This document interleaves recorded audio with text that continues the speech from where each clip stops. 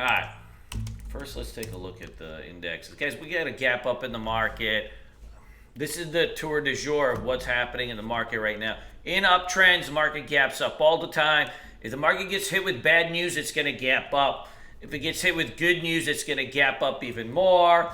If it gets hit with something scandalous where they're like, oh my gosh, we're going to do this with the interest rates and quantitative easing, blah, blah, blah. It doesn't really matter. You're just going to get gap ups. Bull markets, you gap up every day. That's why I keep telling you guys, very, very important to also do some swing trading when the market is going bananas. Swing trading works like maybe 3-4 months out of the year, but when those market is trending for those 3 or 4 months, all the money's in swings. Like you can make some money in day trading, of course, as always, but the money in day trading is always the same. Flat market, up market, down market, we trade what we see, but the real money is made on the swing side because you just get the gap up every day.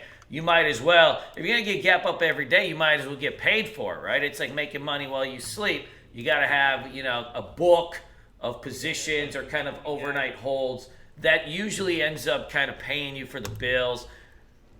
And it'll end up being like a nice thing. Now, there's a lot of kind of a little bit of action in the pre-market here. SPY's still on a gap up too, but let's kind of go in. There's a lot of stocks with some random earnings out today. We got Sakes. I ain't gonna play this junk, but you've got really only $6 million market cap. So this thing may get kind of pumped up into as long as it holds over this 4. You may see this thing rip later. If you start to see an ORB pattern, that's where you really want to go with this thing. Hey, Cat, Mr. Mendoza, what's up, baby? How you doing?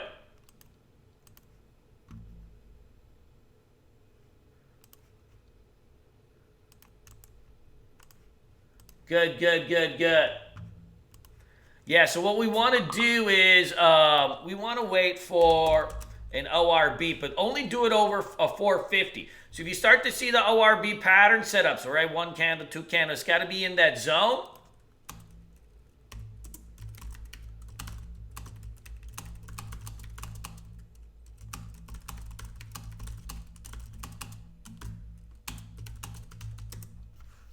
Yeah, you can see it already. Sometimes they don't wait for you even in the pre-market. They don't even wait for you pre-market. So if even in the pre-market, if it rips 450, you may have to take it. All right. So ORB pattern, very, very important. On this type of stock in specific, you got to use ORB, otherwise it's not going to work. You know that, Clarence. What's up, baby? Anand, how you doing? Perfect. Next one. MDCL, we got some news out post hours. It looks like it came around like 6 p.m. and then it started really moving about 6 a.m. So you already got like a good range pre-market. It's already been boosted. If you look at the weekly chart here, you're starting to clear some levels over here that it's all-time highs. Stocks that break out to all-time highs end up being very, very juicy. This thing is ready to go. Now you can't. This one's going to be a little bit thinner. Danny, what's up, baby? How you doing? Yeah, give me a call. 517-974-1480. This one is going to be a little bit more tricky. Number one, if any of you guys, for those of you guys in the chat room, right, what was going down last time with MDCO? Last time, we traded MDCO. It had a PR out. I'd say like maybe a couple months ago. And the spread on this thing is Ganar. The spread on this thing is Ganar. So you got to be a little bit careful with this. Anand, how you doing, brother?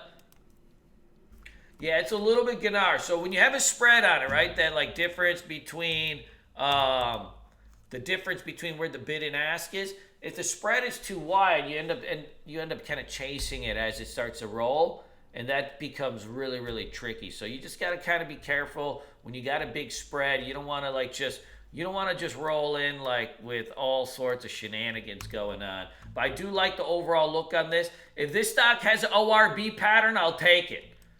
Ideally on something like this, we'd like to do a quick pullback buy. Guys, remember Monday's webinar, right?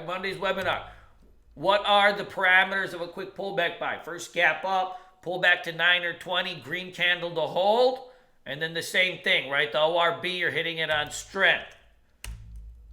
Good, good, good, good.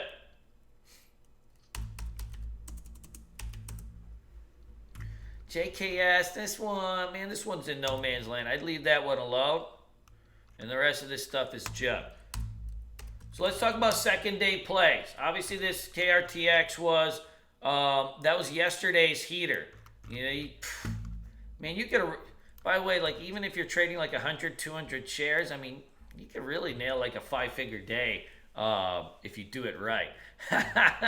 You really can. But you got to be able to do it right. You got a slightly weak open on this one. If you go red to green on this and it takes out 100, you probably get a second day play on this.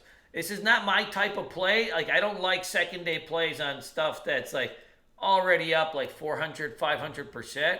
But frankly, if I was like 5 years younger and I started to see this thing ORB around 100, and I'd roll with it.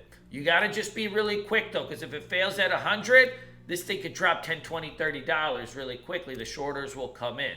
So you got to be careful on it. Now, mind you, the float on this is pretty low, and you've got like really incredible range. But keep an eye on that 100 spot. That's where you really need to see this thing. You know, if it starts to kind of shape up and you tighten up and then you get an ORB around that 100, that's when you can take it. But be careful. Like, you know, you maybe use like $3, $4 stop loss. You got to go in about a third to a quarter of your normal size position. Anand, what's up, baby? How you doing? Good, good, good, good.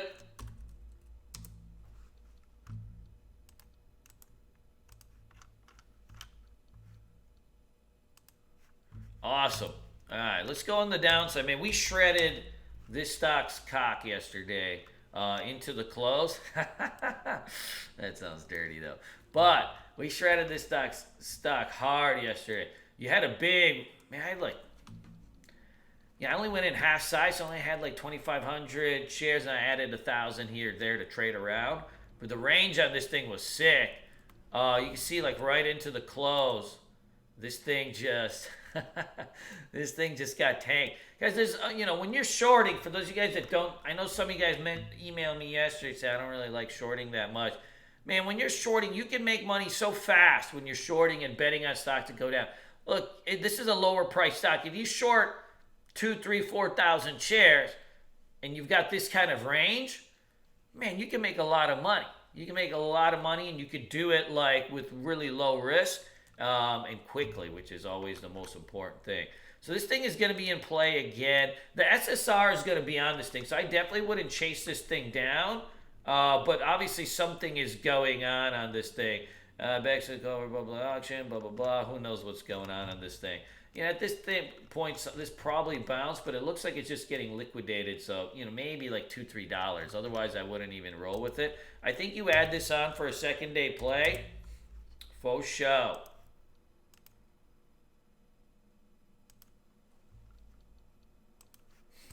Good, good, good.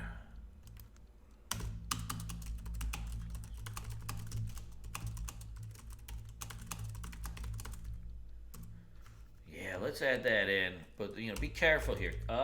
Coles. Coles is nice. So you got a gap down on bad earnings on this one. You're breaking under your 200 SMA. You're breaking under multiple EMAs here. When you break under multiple EMAs, that's very, very powerful. The issue on this one, and why I'm going to put it on the list, but we ain't going to trade it. Why? We ain't going to trade it. Why? Well, we're not going to trade it most likely because it's retail. You know, like, so like a KRTX or like, you know, like different stocks that we trade, they can move really aggressively because you have, they're biotechs. But a retail stock, man, retail stocks move like shit. They really do. Crispy's looking nice too. A couple people asked about this, but it's up too many days in a row. You get a stock up 1, 2, 3, 4, 5, 6, 7, 8 days in a row. That's not really the type of stock that, you know, you really want to play. So just kind of be mindful of those. No Crocs for me today, Danny. What's up, baby? Trip's got some news out. So look, this is important. Trip has a bear flag here. So you got this big spike down, then you got that sideways consolidation on the daily. Now you're starting to see intraday like a nice little bear flag coming out. You know, this thing could, this could thrust it out of this zone over here. Now, my one worry on this one, it looks like the reason it's gapping down is because it had a downgrade. Is that what it is?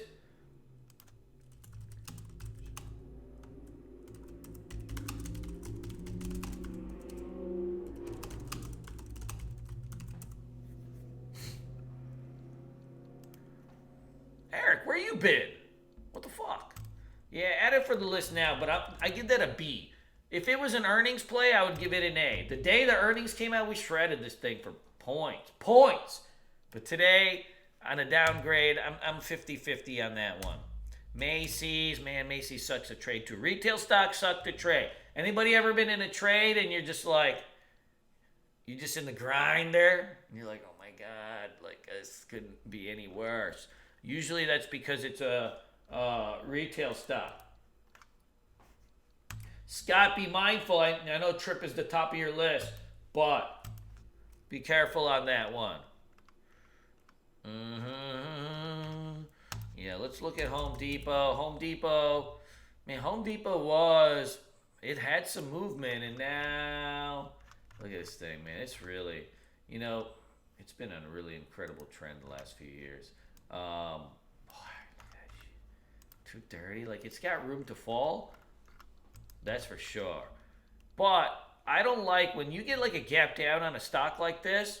When you get a gap down on a stock like this and see like how it's just been trending up kind of pre-market, that's going to make it a tricky location. Because say like you ORB down here, damn, like if you ORB down here, you would still have like all this kind of support. It just doesn't end up being a clean play. So you got to be careful. Like when you're taking opening range plays, you've got to make sure that you've got really that kind of like hot heat. Does that make sense?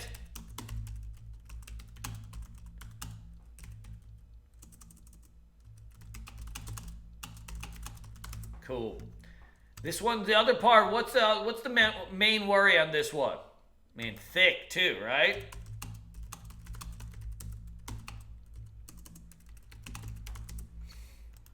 Yeah, it's thick.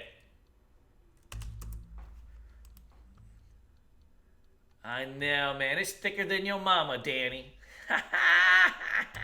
Burn. I'm just fucking with you. The rest is all junk. Okay. So these are the gappers. I would say that out of these, MDCO seems to be my fave.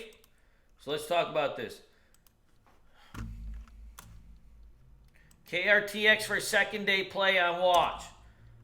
We've got sakes, but only over 450. Guys, write your notes. So what you want to do, right, get a sticky note out. Start writing your notes. What are your levels? You got to have everything mapped out before you get into a trade. Right? What are the levels? Like, what am I trying to do? Where do I got to get the patterns? All that kind of fun stuff. If you're not putting proper notes, or you're not, most of the time, like, if once you've been trading for a while, you can memorize it all. But if you're not taking proper notes, and you don't know where the levels are, and you just hit buttons to hit buttons. If you hit buttons to hit buttons, you're so fucked anyways. But, you're beyond that. This Mayav is hot.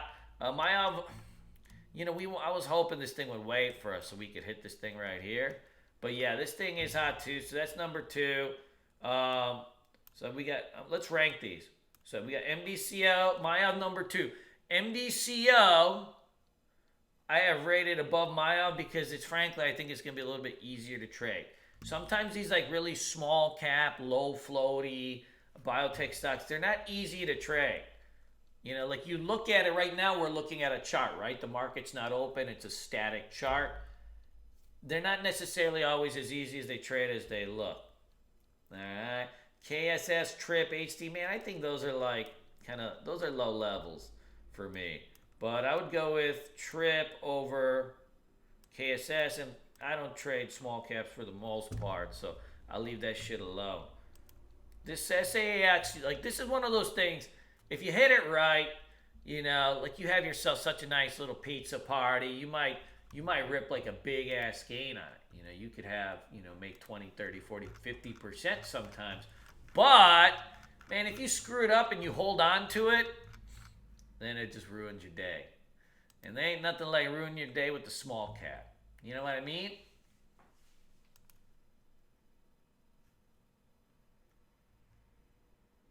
Good.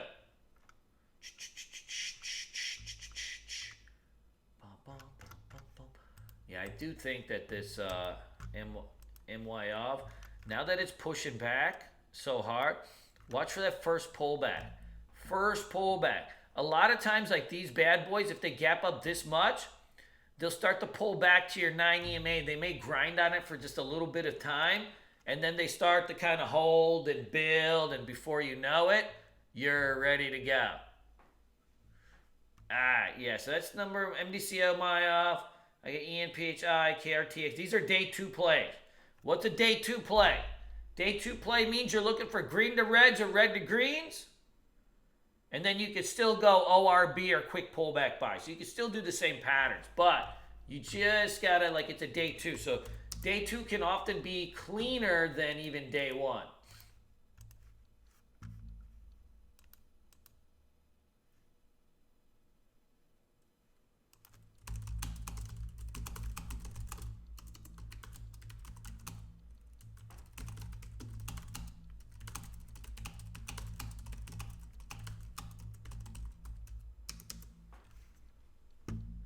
Good. Yeah, let's roll with this. These are secondary. Like I think Home Depot's going to move thick and it's going to give a couple shakeouts. The other thing that happened on Home Depot, once you got like a billion share float on a stock, what ends up happening is, it's Algo City on this thing, right? Billion share float, Algo City. It's a $200 billion company. Now, it doesn't mean you can't trade them. We trade them all the time. They will move thick, they will grind, and it's going to be Algo City. Does that make sense? What does that even mean, Danny?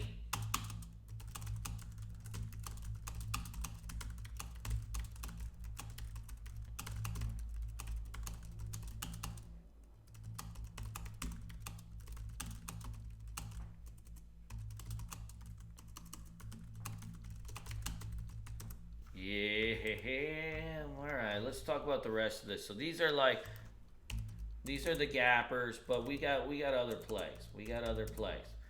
Roku's popping. You're already starting to see this thing, the wind come out of the sails on this bad boy. Roku's up 1, 2, 3, 4, 5, 6, 7 days in a row. 7 days in a row, went from about 118 to 165, which is a really nice move. They had a little bit of a downgrade in terms of there's some news out that they did 500,000 share dilution, but it doesn't look like it was a dilution. It looks like it was just 500,000 shares for some kind of acquisition. I won't short this thing low. If you short Roku low, it's due for a short. See how the candle's at the top of the Bollinger Band? If the candle's at the top of the Bollinger Band, and you have an over 90 stochastics, that's your quintessential rubber band setup. I don't like going counter trend, but the one time you can go counter trend is if you get 4, 5, 6 day up days in a row. If you're at the top of that Bollinger Band, and then you got overbought stochastics, you're good to go. The issue with Roku is that it's very strong, it's very thick, it's Algo City because it almost does too much volume. I would, frankly, stocks that trade 4, 5, 6 million shares in volume, very easy to trade. Stocks that do 20, 30 million shares in volume, damn near impossible to trade. It's Algo City. You get whipsawed all the way. You get suckered into having too big of a size, and then you get whipped. Roku, I can't short this thing low. If it pops up, if it gaps down and starts popping up into the 9 EMA, 20 EMA, and it starts to roll over, I'm good to go. But without that, I'm not trying to short this thing low. You know what? Frankly, like, yeah, it's been Patrick.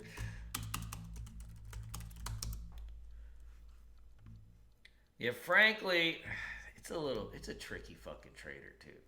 It's a tricky, slippery little bastard. What are you guys watching? Danny, what's your number one? So we'll add this to the list for day 2.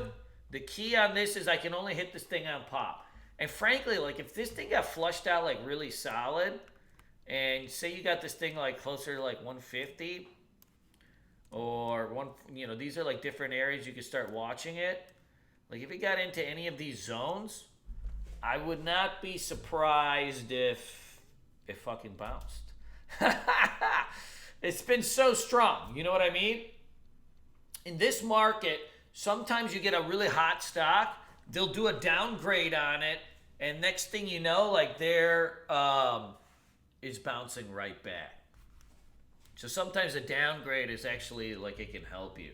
So we'll keep this on watch, but you're gonna have to be careful with this one. LK, it needs a little bit of a rest. You were really basing out like all day yesterday. I'd only be interested in this one like if it started to clear 2850. If it clears 2850, then I'm interested in this one. But I think it's got a little bit of room to fall. The breakout spot was 27 on the dot. So like a nice pullback to 27 at the open.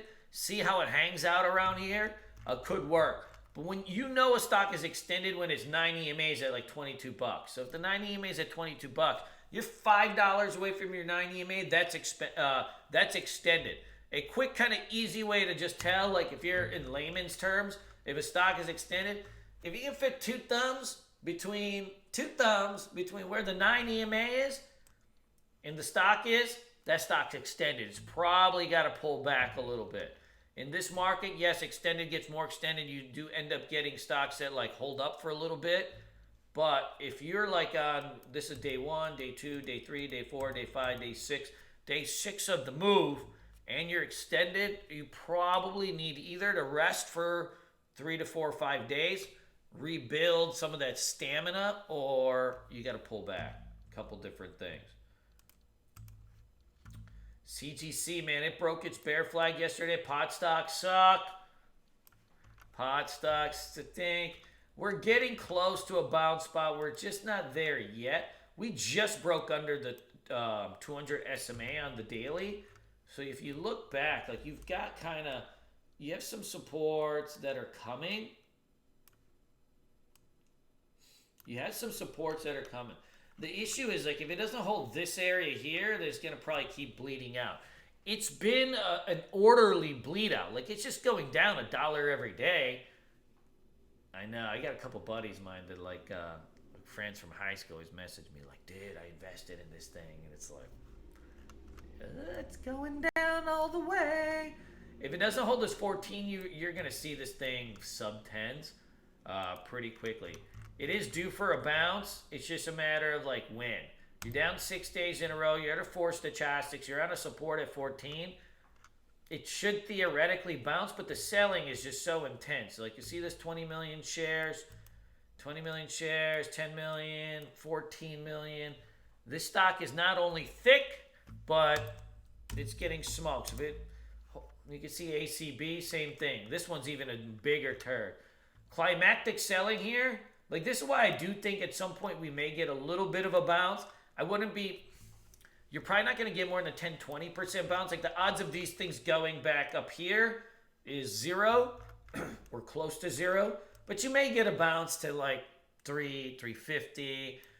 One of the reasons I think we may bounce, you're starting to get climactic selling on this.